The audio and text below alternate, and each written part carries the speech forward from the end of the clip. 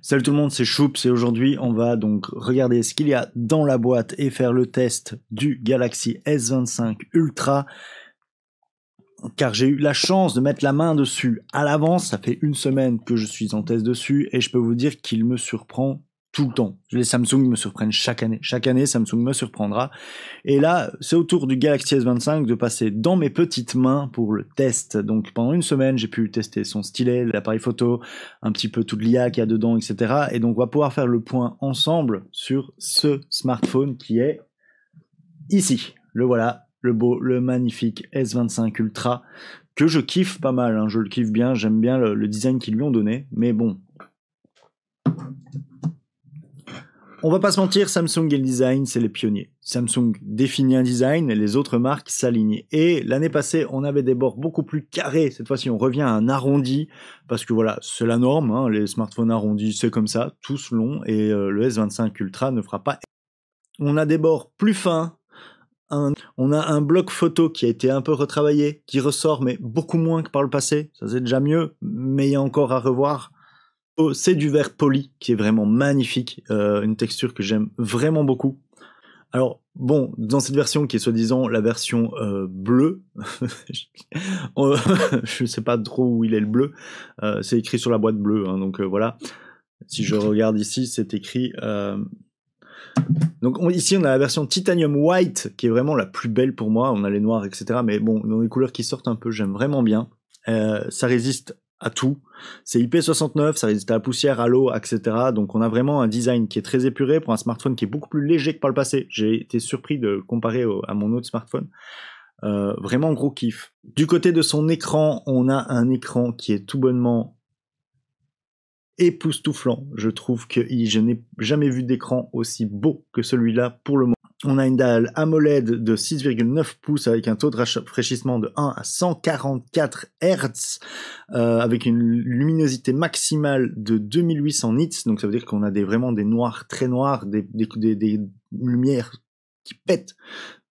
Voilà, je cherche pas plus loin, je cherche pas à savoir plus, c'est de la branlette de chiffres, mais en soi, les noirs sont noirs, les blancs sont blancs, tout est harmonieux et c'est très très très agréable de naviguer dans ce smartphone.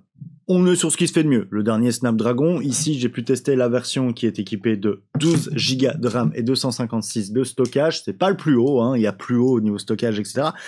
Mais ça tourne tout. Par exemple, Fortnite à fond sur le smartphone, ça passe crème, sans problème. Donc franchement, si vous cherchez un truc pour faire tout ultra polyvalent, je vous... Samsung repousse encore une fois aussi la limite des appareils photo. Comme vous le voyez, les 5 petits capteurs sont là, hein, ils sont là et ils fonctionnent à crever. On retrouve donc un capteur principal en 250 mégapixels avec une stabilisation optique améliorée. Donc on a beaucoup plus de détails maintenant sur l'appareil photo principal, ce qui était vraiment le gros bémol du S24 qui n'avait pas vraiment évolué. On a un ultra grand angle de 50 mégapixels qui fait le taf avec un champ de vision qui est vraiment super large. On a le téléobjectif de 3 x 3 en 20 mégapixels qui franchement cartonne, il détaille de ouf.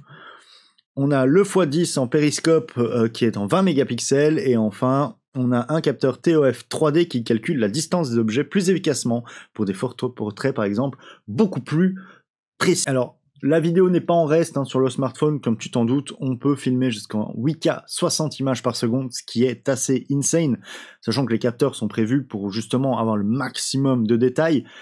Même si le 8K n'est pas encore fort utilisé, tu le sais que c'est présent. Pour la 4K, pour filmer, on peut monter jusqu'à 120 images secondes. Je sais pas si tu te rends compte, 120 images secondes en 4K, c'est énorme.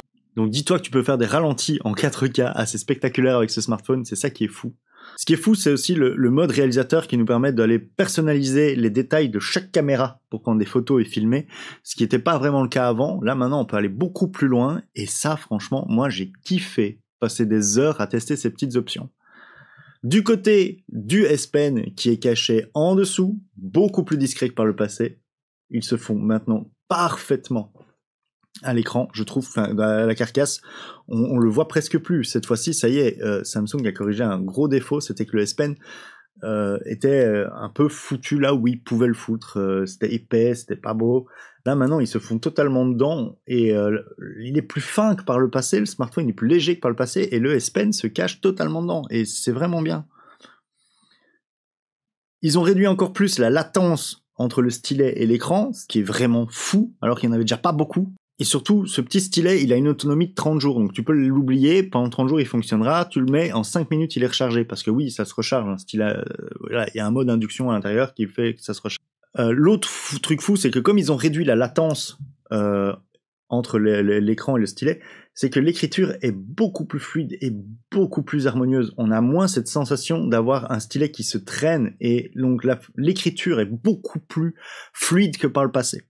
Malgré tout ça, un gros point positif pour ce smartphone, c'est sa batterie de 5500 mAh tient la journée sans problème. Une journée et demie même, si vous allez pas trop dans les trucs hardcore. Ça tient. Franchement, pour une utilisation lambda, une journée et demie, ça marche. On a une recharge de 65 watts maximale, ce qui est pas ouf pour certains et ouf pour d'autres. Si vous êtes habitué à Samsung, vous savez que 65 watts chez Samsung, c'est énorme, hein, donc on est heureux. Et donc, vous avez enfin une charge qui permet de passer de 0 à 100% en moins d'une heure. Ça y est, on peut recharger enfin nos Samsung en moins d'une heure, et ça, franchement, c'est le point le plus positif sur le smartphone, je trouve. Du côté de son interface, on retrouve One UI 6, la dernière version de One UI, qui est vraiment super agréable, toujours parfait. Samsung, à ce niveau-là, nous propose toujours une interface très épurée, très adaptée à leur appareil, où on retrouve tout ce que Samsung fait de mieux en un écran. Le mode DeX est toujours disponible sur le smartphone, donc si vous le pluguez à un PC ou à un écran, vous pourrez le transformer en mini PC portable. Et ça, franchement, c'est quelque chose que chez Samsung, j'ai toujours kiffé depuis le départ. Au moment où tu vois cette vidéo, techniquement, le smartphone, il est sorti, ou il va sortir. Je sais pas quand je vais publier cette vidéo, mais en attendant, voilà. Il est là. Le smartphone, il est là. Au moment où je l'ai reçu, le smartphone, il était en précommande. Donc là, voilà, ça y est, le smartphone, il est disponible pour tout le monde. Les prix varient suivant où tu vas aller le choper. Si tu vas sur le site de Samsung, tu auras peut-être des réductions, peut-être pas. Si tu vas chez un fournisseur opérateur, peut-être tu auras une réduction pour l'avoir moins cher, peut-être pas. Peut-être tu payeras le prix plein. Peut-être, voilà, ça dépend de plein de paramètres. Donc je préfère pas t'annoncer de prix, tout simplement parce que ça dépend un petit peu du pays dans lequel tu es, du fournisseur chez qui tu vas, etc. C'est un smartphone qui pour moi est ultra complet, comme chaque année. Samsung nous annonce les meilleurs smartphones, on a encore une fois le meilleur des smartphones. Si cette vidéo t'a plu, tu n'oublies pas de liker, t'abonner, etc. Comme d'hab, tu sais, et je te dis à la prochaine. Ciao lapin.